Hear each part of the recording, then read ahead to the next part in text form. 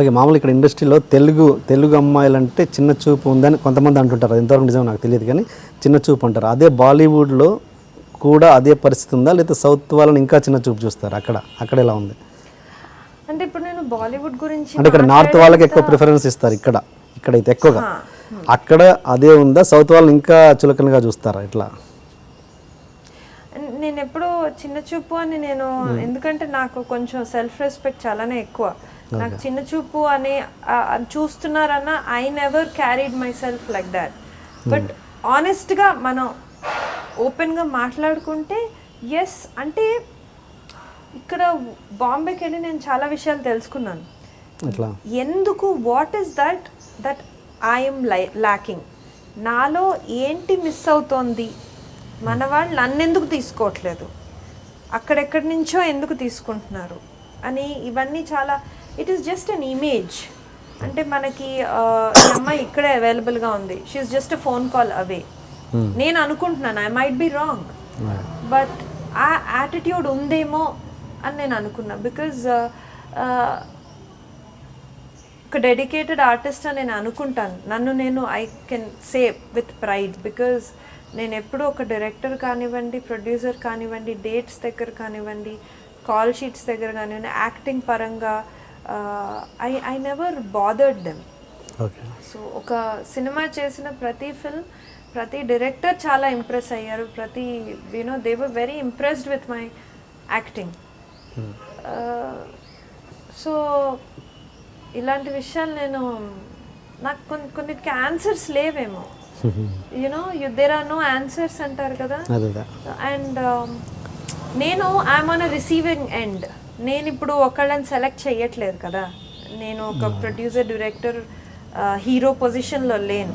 So I'm at the receiving end. So నన్ను select చేస్తే I'm in a film.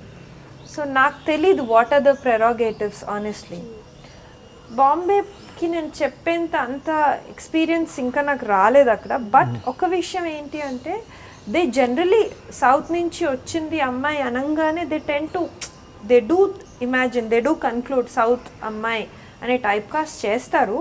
But మన looks కానివ్వండి, acting, if you are able to present yourself best, I think it will be good.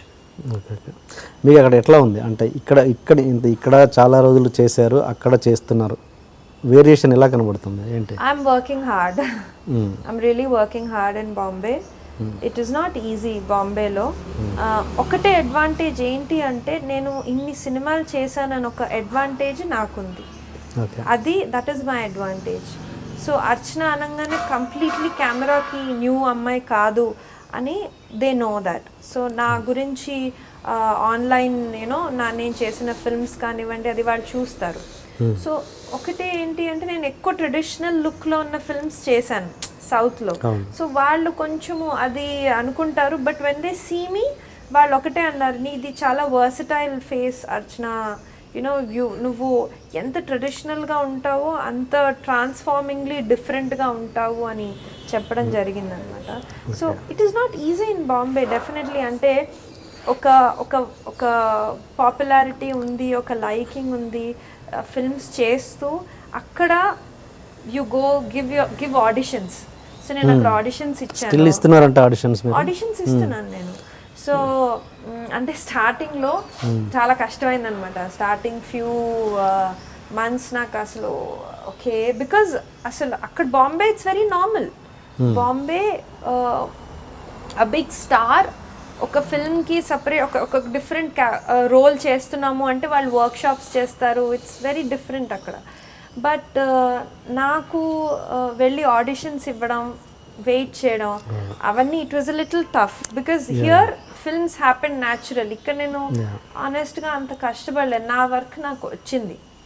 So but నేను ఒక 2 months కొంచెం అలా మైండ్కి ఇదైంది. But I was left with no option. So I was happy at least audition ఇచ్చి. And surprisingly audition ఇవ్వడం, ఈ film ఏదైతే నేను సైన్ చేసాను దానికి ఆడిషన్ ఇవ్వలేదు. సో అలా ఇట్ హ్యాపెండ్ అలా. అంటే అంటే అంటే ఆల్రెడీ ఇక్కడ ఎక్స్పీరియన్స్డ్ అమ్మాయి కదా, అక్కడ వెళ్ళి అందరిలాగా ఆడిషన్ చేస్తుంటే ఈ డెఫినెట్గా కొంచెం ఎంతో కొంత ఈగో హర్ట్ అయి ఉంటుంది కదా డెఫినెట్గా. యా బట్ నేను అన్ని ఐ చేంజ్డ్ లాట్. నాలో నేను చాలా చేంజ్ చూడగలుగుతున్నాను. ఐఎమ్ అంటే అందరితో పాటు సపోజ్ హాల్లో అందరు కూర్చుంటారు, మీరు వాళ్ళ పక్కన కూర్చో, అలాంటి పరిస్థితులు వచ్చాయా? వచ్చాయి, అలా వచ్చాయి.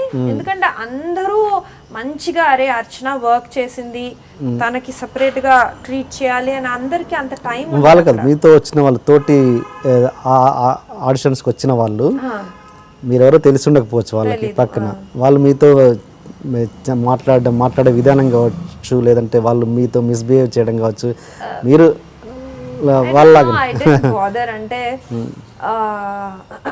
కొన్ని సిచ్యుయేషన్స్ అలా వచ్చాయి. ఎలా చెప్పండి?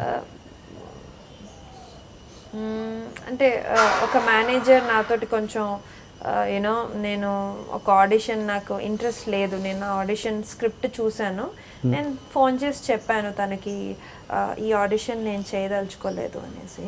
ఇది north manager or south manager? North, okay, అదే బాంబే. సో అంటే తను she was very rude to me. So she said manager, so she said మరి ఎందుకు ఆడిషన్? ఐ సెడ్ అది నీ రెస్పాన్సిబిలిటీ నాకు చెప్పడం, స్క్రిప్ట్ నాకు ఇవ్వలేదు అంటే, ఓ మా మా మా ఏజెన్సీ నుంచి నీకు స్క్రిప్ట్ ఇవ్వలేదా అని అన్నారు.